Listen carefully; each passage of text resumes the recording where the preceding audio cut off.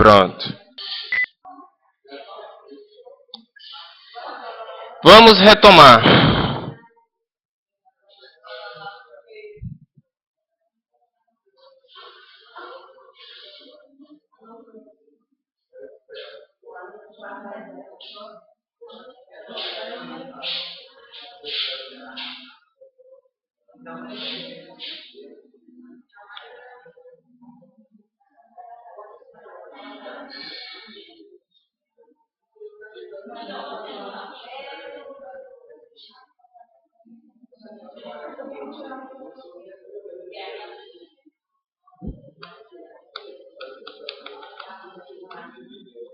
Ok, vamos lá? Vamos achar então cápsula verbal. Cápsula verbal estava óbvio que estava em cápsula verbal estava em cor. Ah, então não. Cápsula verbal estava em azul. Vocês precisam ouvir mais Roxette. Cápsula verbal vai estar sempre no meio da oração, né? Mais ou menos ali pelo meio. O most of, como estava em verde, muita gente achou que eu estava considerando cápsula verbal. Não, botei ele em verde só para dizer, trata isso aqui junto, como uma palavra só, né? Mas a cápsula verbal é o spend, que é... Qual o sentido de spend?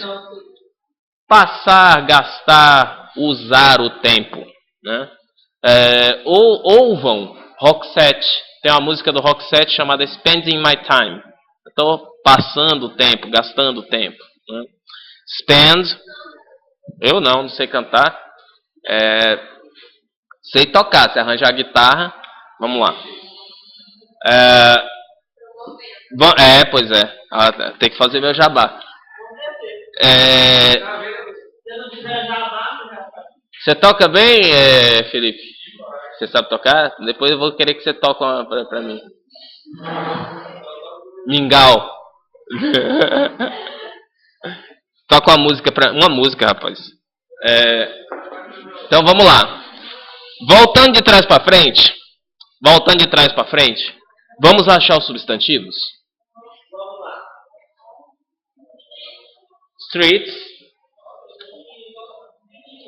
Streets, office, time,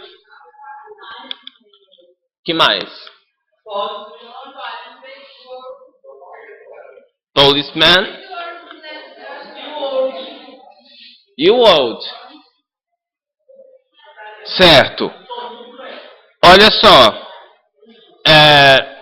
Streets. Já achamos a cápsula verbal, já tínhamos discutido. Policeman. Não. Certo. Time. Certo. Discuto já. Office. Certo. E streets. Certo. Tá. Por que o old não é? Vamos analisar. Isso, pertence a, né? E isso aqui trabalha para que eu não considere o world como substantivo, embora world seja substantivo. Mas ele não cumpre função de. Descaracteriza, de certa forma. E transforma ele em um... Ou melhor, que no português seria a nossa locução adjetivo, do mundo, né? Ou a gente poderia usar um adjetivo em português mundano, né? Enfim, o importante é que a palavra world, mesmo sendo sim um substantivo, gramaticalmente falando, ela aqui cumpre função de, muito bem, modificador. Agora então, já que começamos por esse, vamos achar os outros modificadores?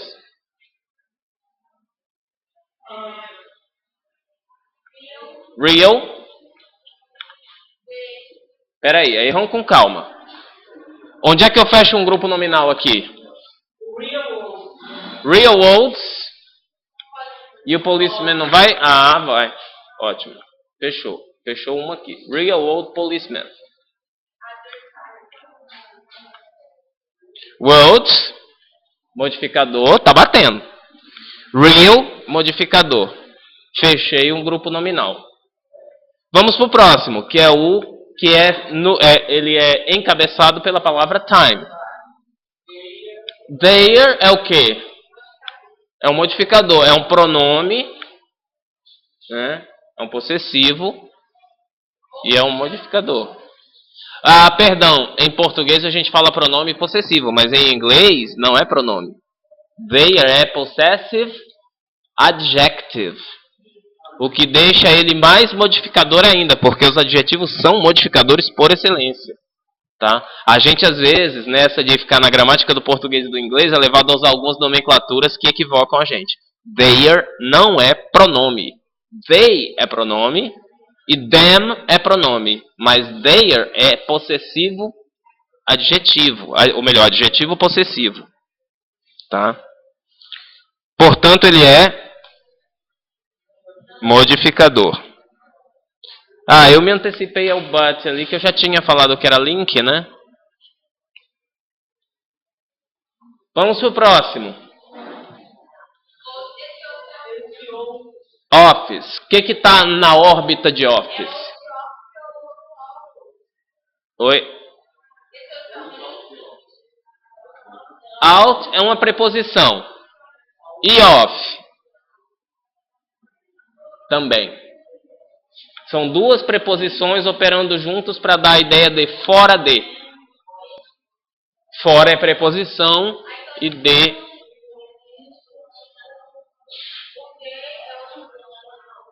Então, vamos fazer o seguinte, para a gente não ficar na dúvida sobre o out of, vamos pular sempre para cada substantivo e voltando no que o qualifica. O que sobrar, aí a gente rotula em seguida. Tá? The é modificador de office, então é um office específico.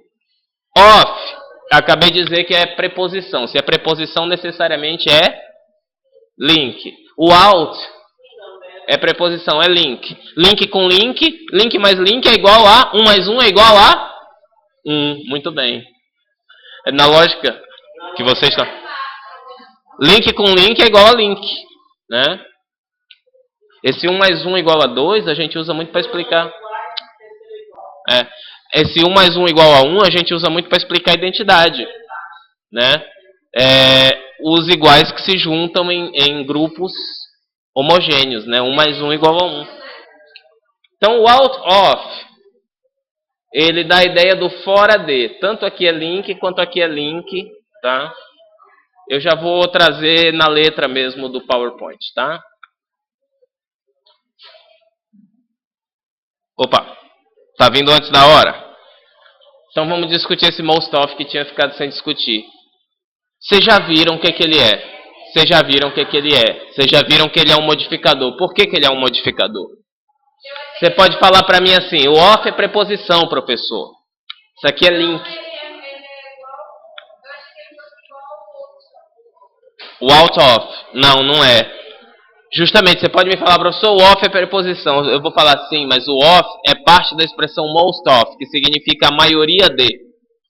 Agora, quando eu digo, os estudantes faltaram à aula, é diferente de dizer, a maioria dos estudantes faltaram à aula. É a noção de conjunto e...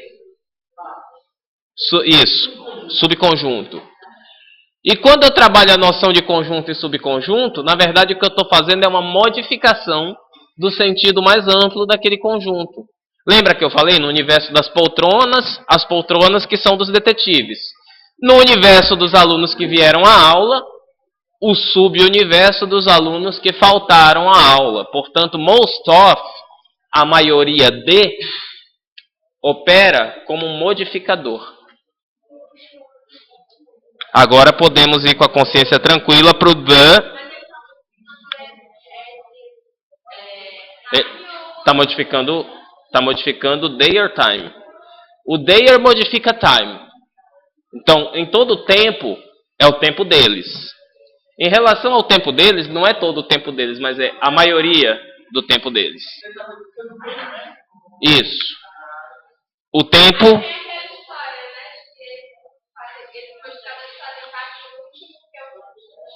Isso. A lógica é sempre assim, ó. Eu posso ter quantos modificadores eu quiser. Esse modificador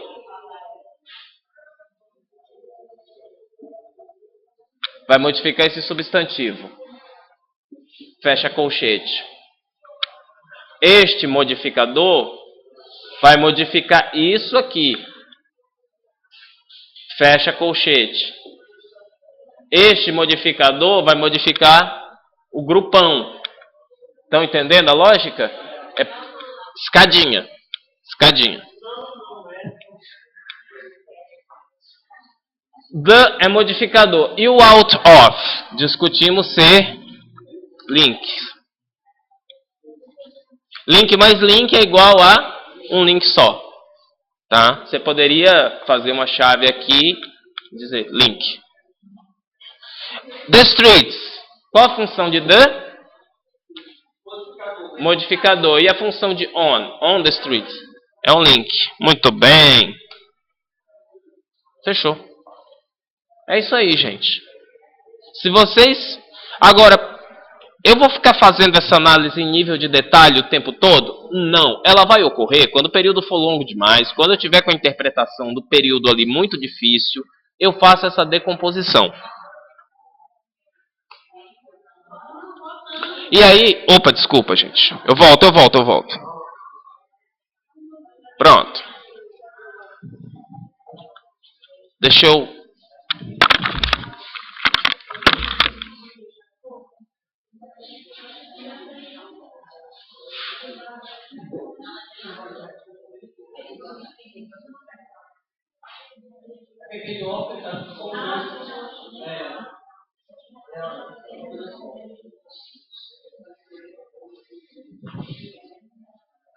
Certo?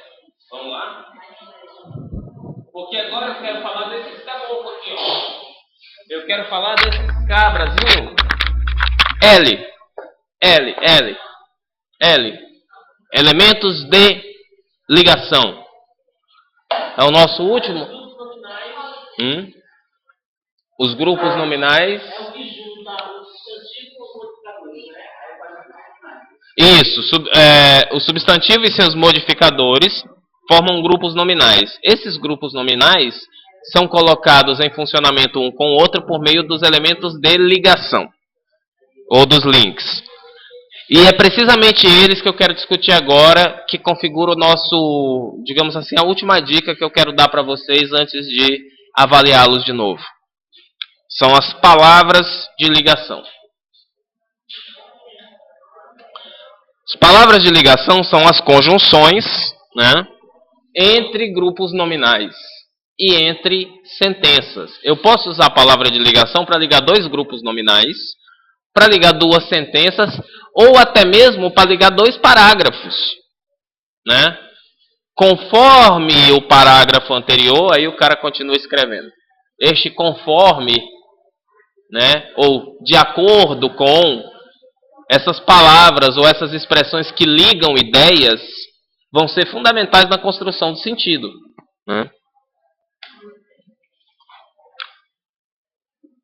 Essas palavras de ligação, portanto, conectam as ideias contidas em cada período, em cada sentença, ou mesmo em cada parágrafo. Quando você conhece essas palavras, a tua compreensão do texto, enquanto unidade de sentido, vai ser um pouco mais detalhada. Porque você vai saber ali se ali está corroborando uma visão anterior, se está contrariando essa visão, se está adicionando informação extra, se está, de repente, usando algum tipo de recurso de comparação e contraste, né? Então nós vamos ter um auxílio, né, para entender melhor essa coerência e essa coesão textual, né, que é construída. São essas palavras de ligação que dão a tal coerência e coesão. Não só elas, mas elas são as principais responsáveis. Aí eu vou retomar meu filósofo de cabeceira, Chico Pezão, que vocês não devem mais poder assistir porque saiu da parabólica. Mas tinha o jogador de futebol da TV Diário, Chico Pezão, né, do programa dos bonequinhos, e dava entrevista, com certeza, né, o grupo tá coeso. O que é um grupo coeso? Quando o jogador de futebol fala que o grupo tá coeso, o que ele quer dizer com isso? O grupo tá junto, tá unido, tá trabalhando no mesmo sentido. No meu texto também, se o grupo não tiver coeso, eu não marco o meu gol. Quando é que o texto marca um gol? Exatamente, quando ele faz sentido para alguém. Se o grupo não tiver coeso, o time não marca gol, né? E para deixar o grupo coeso, para ter coesão, né? As palavras usadas no lugar de algumas palavras são usadas no lugar de outras para substituir a ideia, né? Como um todo. Por exemplo, nos pronomes. Os pronomes são responsáveis pela coesão. É a mesma coisa do time de futebol. O jogador X não está jogando bem na lateral direita. Eu tenho outro lateral direito no banco de reserva. Eu substituo. Faço o time ganhar poder de ação. A mesma coisa aqui. Eu já usei muito uma palavra. Ela está cansada. Ela está desgastada. No lugar dela, eu retiro ela e uso um pronome. Este, esta, isto, aquele, aquela, né? O primeiro, o segundo, né? Para evitar a repetição, é uma questão inclusive de redação e estilo, né? Esses pronomes substituem substantivos, locuções substantivas, ou mesmo uma ideia toda, né? Dizer assim, a globalização é um fenômeno que ocorre no mundo desde o final dos anos 80, começo dos anos 90. Esta traz consequências, blá, blá, blá, blá. Quem é esta? É tudo aquilo que eu disse na frase anterior, a globalização, que é um fenômeno, blá, blá, blá, blá. Né? Então, veja, um pronome tem o poder de 10, 12, 15 palavras, de um período inteiro. Em semântica, a gente diz, né, que os pronomes têm função referencial. Por quê? Porque eles fazem referência a alguma coisa que é anterior a eles. Semântica, vocês sabem, é o estudo dos sentidos das palavras. Não só das palavras, dos textos. Quando eu digo os pronomes têm função referencial, é porque eles se referem àquilo que veio antes.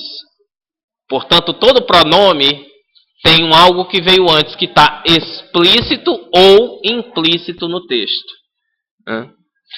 Por exemplo, amanhã. Amanhã será sexta-feira.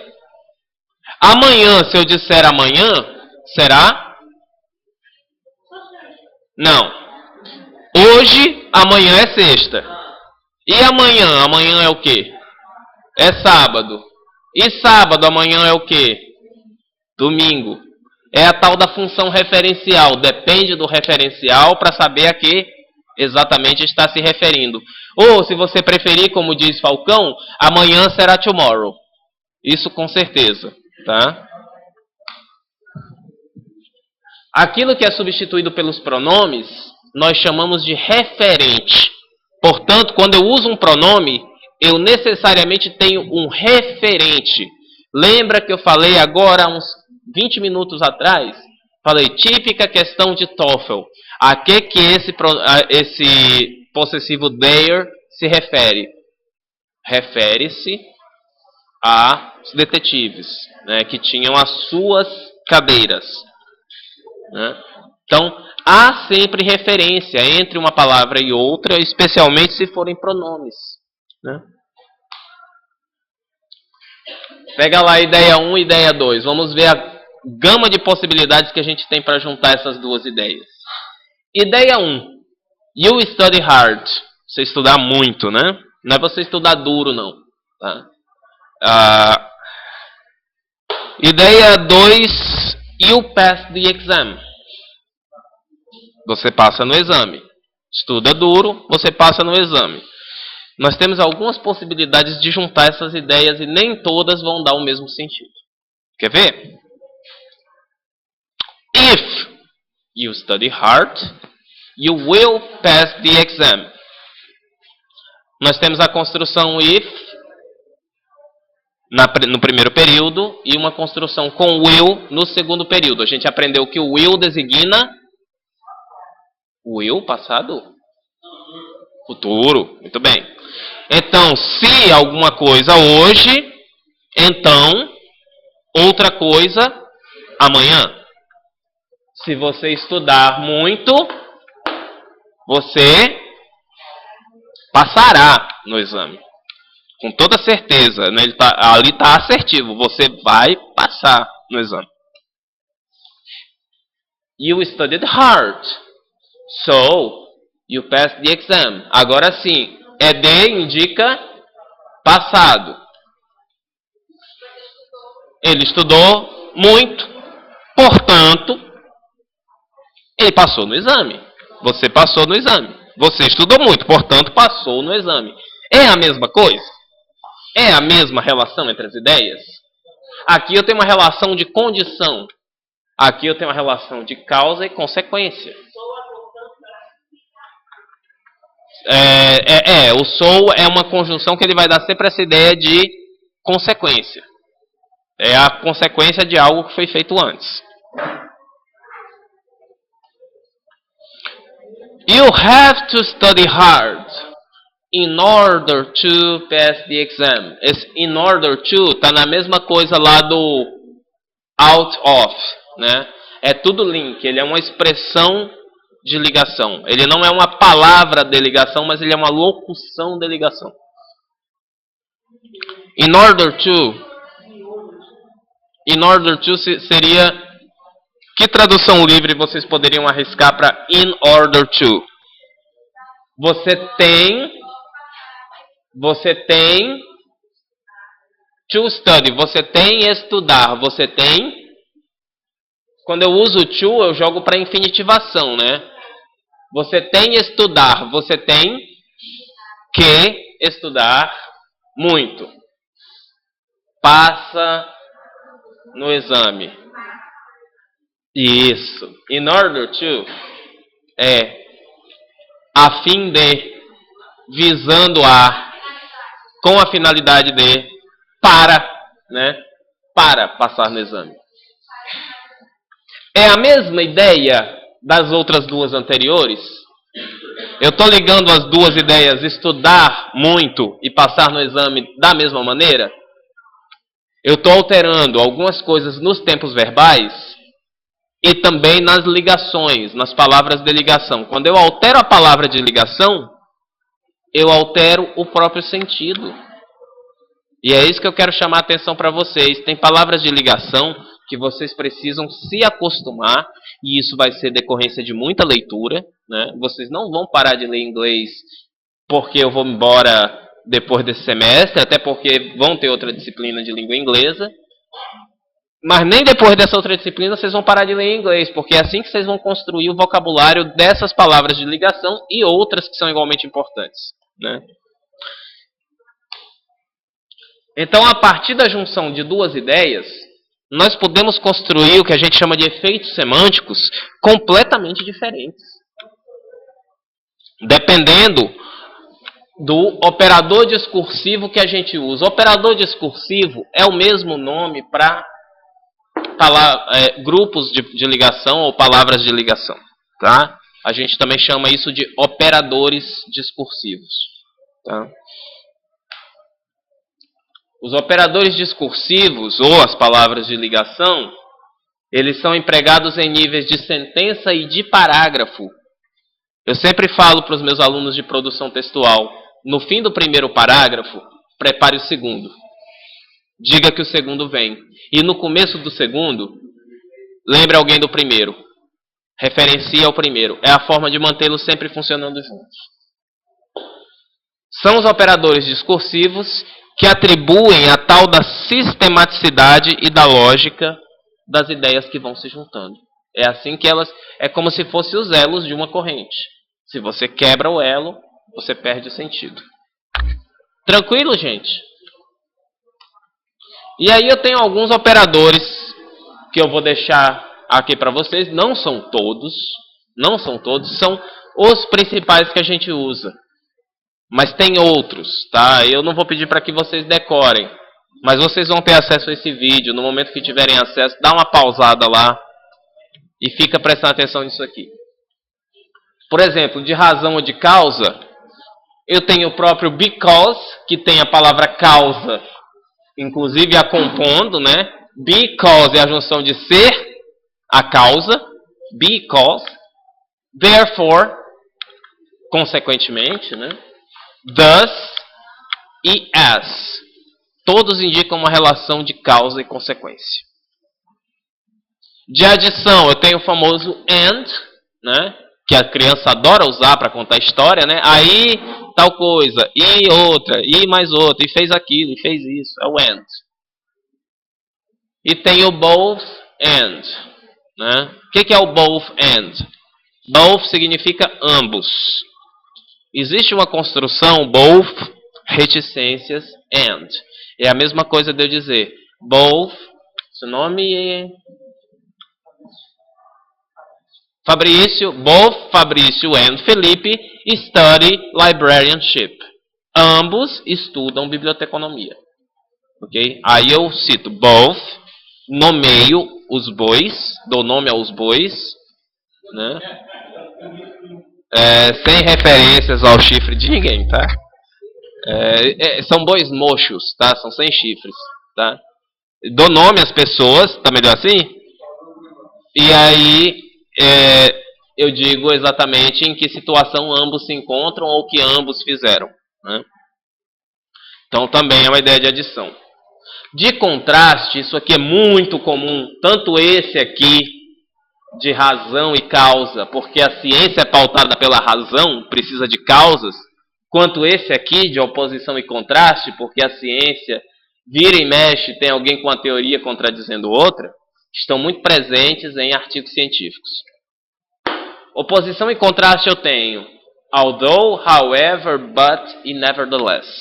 Todos eles significam mais ou menos a mesma coisa. Contudo, porém, entretanto, todavia, né? Eles são usados de maneira intercambiável, um pelo outro, né? Nevertheless. Se você separar da never, the less. Não o menos, né? Tradução ao pé da letra, horrível, é claro, né? Mas aí você tem uma ideia, não menos importante ou, né? Conclusão. Também usado muito em ciência, visto que toda ciência precisa concluir algo. So, que a gente discutiu no slide anterior, thus e therefore. Eu poderia dizer, you studied hard, so you passed the exam, como eu disse. Você estudou muito e passou no exame. Eu poderia dizer, you studied hard, thus you passed the exam. É um pouco mais formal, né? Um pouco mais acadêmico, digamos assim, mas, né? Se eu quisesse ainda ser igualmente formal, eu diria, you studied hard, therefore you passed the exam. É a mesma coisa de dizer, você estudou muito, por isso passou no exame. Você estudou muito, portanto passou no exame, ou você estudou muito, em decorrência disso passou no exame. Tem várias maneiras de dizer a mesma coisa em vários níveis de formalidade. Para expressar a condição, eu tenho o if, eu tenho o in case e eu tenho o unless. O if todo mundo sabe que é o irmão de nunca. Quem é o irmão de nunca? É o se. Se é irmão de nunca, né? O cara que vive de se. Ah, se eu tivesse feito, se eu tivesse... Né? In case seria o... Isso. In case you go to the shopping mall, give me a ride. Caso vá ao shopping, me dê uma carona. Né? In case. Unless é o... Less vocês sabem que é o sinalzinho de menos. Unless, o que seria o unless? Unless. Tenta construir um sentido. A menos que. Né? Por exemplo, come to the exam unless I tell you the opposite. venham para a prova, a menos que eu diga o contrário. É o unless, tá? Esse unless é o a menos que. Ou seja, todas as hipóteses são válidas, menos essa que eu menciono. Né? Exemplificação. Você tem o próprio for example e os irmãos dele. For instance. Qual a diferença? Você usou for example, cansou, usa for instance um pouquinho. É a mesma coisa. O such as e o like. O like é para dizer assim: I have very intelligent students, like Poliana, Cássia and Wagdon. Esse like é para exemplificar. Eu poderia usar o irmão do like. I have very intelligent students, such as Felipe, Fabrício and the Buchudinha. Que eu não lembro o nome. Qual o nome do seu nome, Fia? Cleuciane. Pronto. Or Buchudinha. Né? Buchudinha é ótimo. E finalmente, o de propósito. O de propósito que aqui eu mencionei o so that, mas vocês aprenderam no slide anterior um outro de propósito. Lembra dele? In order to. Visando a. De modo que. O so that seria o de modo que. Study for the exam, so that you pass. Estudem para a prova, de modo que passem. Tá? Essas são as palavras de ligação que eu selecionei para vocês como as que eu vejo ocorrendo mais por aí. No texto científico. Eu estou sempre tomando como base nas minhas aulas o texto científico.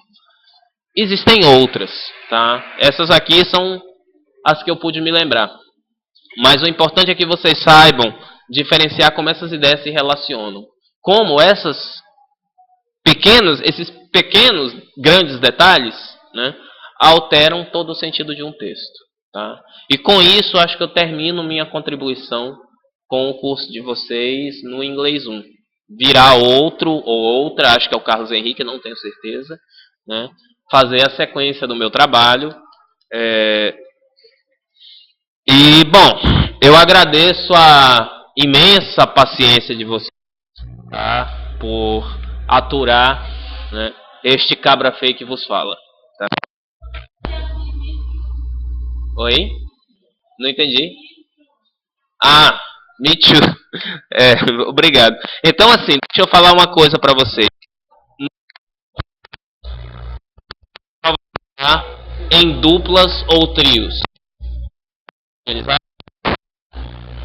Não esperem que eu cobre passe para o passado, passe para o futuro, faça afirmativa, faça interrogativa. Não. Eu quero que vocês tenham para identificar o que diga. Qual é o principal? Na linha 10, parágrafo 2, o autor afirma que. O que ele afirma? Me diga, com suas palavras, respondendo sempre em português, né, com as suas palavras, e não é uma tradução, é uma interpretação, portanto é o que a gente chama de tradução livre, né? Não é uma tradução ao pé da letra, tá bom? Com isso acho que a gente encerra o nosso curso de inglês instrumental 1, tá? Esse é o último vídeo da sequência. Quero mandar um abraço pro meu amigo Mingau de Santa Inês.